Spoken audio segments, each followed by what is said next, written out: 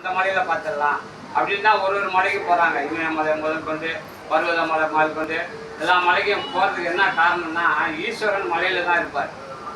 அவர் அங்கே தான் கண்டு தரிசிக்கலாம், நமக்கு மோட்சம் கிடைச்சிடும் அப்படின்னு சொல்லி தான் கான்செப்ட் எல்லாத்தையும் அங்கே சுற்றி போகிறது.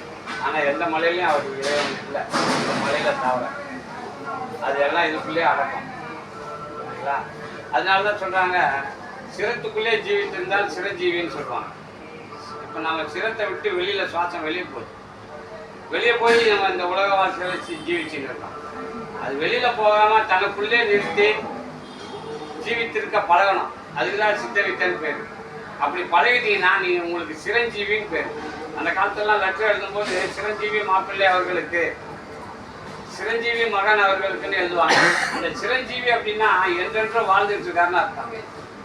எங்கே வாழ்ந்துட்டு இருக்காருன்னா சிரசுக்குள்ளே வாழ்ந்துட்டு இருக்காரு. அந்த சிரஞ்சீவி பட்டம் யாருக்கு கொடுத்துருக்காங்கன்னா அனுமாருக்கு மட்டும் கொடுத்துருக்காங்க. ஏன் அவருக்கு கொடுத்துருக்காங்கன்னா அவர் வாயு புத்திரன், அவருக்கு மட்டும் சிரஞ்சீவி பட்டம் கொடுத்துருக்காங்க. அவருக்கு வந்து அழிவு கிடையாது. நாம் ஒவ்வொருத்தரும் ஆஞ்சநேயர் தான். அஞ்சு நேயம் பஞ்சபூதத்தால் நம்ம படைக்கப்பட்டிருக்கோம். இந்த அஞ்சு நேயமாக இருக்கிற ஒரு பொருள் வந்து வாயு. அதுதான் அஞ்சு நேயம்னு சொல்கிறது. அந்த காற்றை நம்ம வந்து காட்டணும். காற்று இப்படி இருக்குன்னு காட்ட முடியாது யாராலையும். இப்படி வைங்க வாய, எல்லாரும் அப்படி வைங்க. அந்த இடத்துல என்ன இருக்குது? காற்று இருக்குதா? அதை காட்டுறதுக்கு ஆஞ்சநேயர் எப்படி காமிச்சிருக்கு? காற்றை காட்டுறதுக்கு தான். இது வந்து தத்துவம். இதெல்லாம் நம்ம தான். அது நமக்குள்ள எப்படி அதை அந்த அஞ்சை நியாயப்படுத்திக்கிறது? அது அஞ்சை நியாயப்படுத்தினாலும் அவருக்கு அவ்வளோ பலம். அவருக்கு மரணம் இல்லாத வாழ்வு. நம்மளாலே அது செய்ய முடியும்.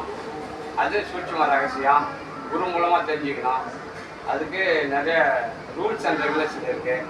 அந்த புக்கு சித்தவேதம் நடவடிக்கைன்னு இருக்குது. அதை வாங்கி நீங்கள் படித்து நீங்கள் இந்த வித்தியை எடுத்து பயிற்சி பண்ணால் நீங்களும் பிறவா நிலை இந்த ஜென்மத்திலேயே அடைஞ்சிடலாம்.